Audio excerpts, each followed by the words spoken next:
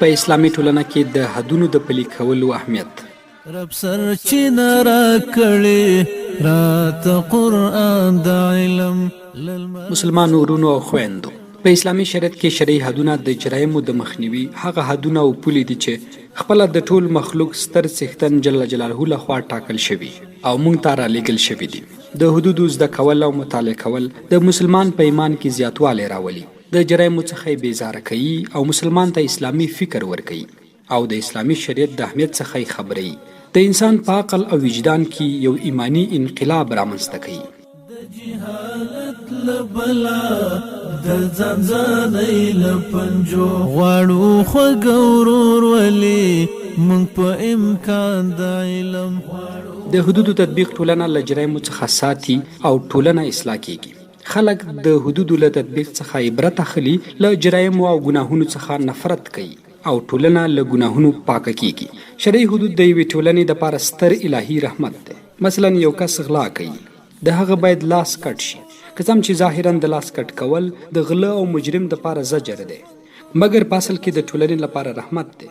ځکه هماغه لاس چې خلک به یې ورباندې وهل، هماغه لاس چې د خلکو مالونه به یې غلا کول، او هماغه لاس چې په ټولنه کې لوی بې امني رامنځته کړې وه.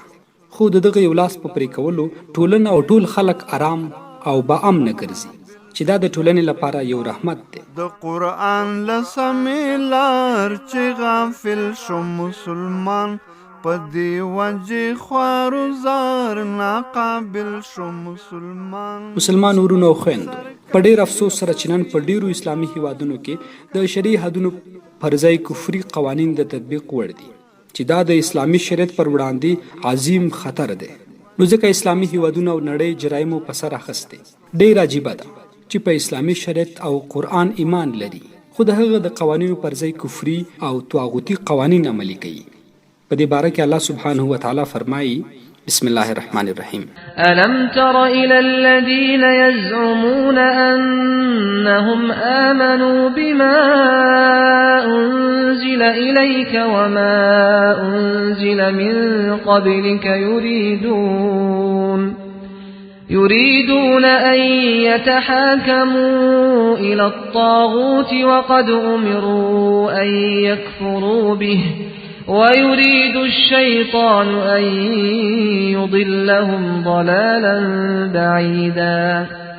ژباړه: اے پیغمبر صلی الله علیه وسلم، آیتا هغه خلکو ته نه دي کتلي چې دعوه کوي چې موږ پر هغه کتاب چې تا ته راغلی دی او پر هغه کتابونو چې له تا څخه مخکې نازل شوي ول ایمان راوړی دی، خو غواړي چې خپلې چارې د فیصلې لپاره د طاغوت شیطان لوري ته وړاندې کړي. حال دا دی چې هغوی ته له طاغوت څخه د من کړېدو حکم شوی و. شیطان غواړي چې هغوی وغولوي او د سمې لارې څخه یې ډېر لرې وباسي. وقال تعالى: أفحكم الجاهلية يبغون ومن أحسن من الله حكما لقوم يوقنون. ژباړه: نو آیا دوی د جاهلیت د زمانې حکم غواړي؟ د یقین کوونکو خلکو لپاره بل څوک تر الله جل جلاله ښه حکم ورکولی شي؟ وقال سبحانه وتعالى: فلا وربك لا يؤمنون حتى يحكموك فيما شجر بينهم ثم لا يجدوا في أنفسهم حرجا مما قضيت ويسلموا تسليما.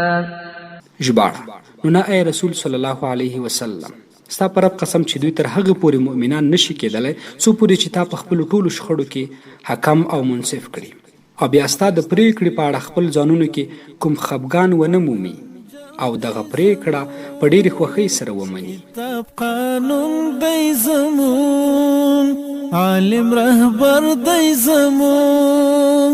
کتاب قانون دی زمون، عالم رهبر دی زمون. مونږ عسکر د اسلام، مونږ پلویان د علم.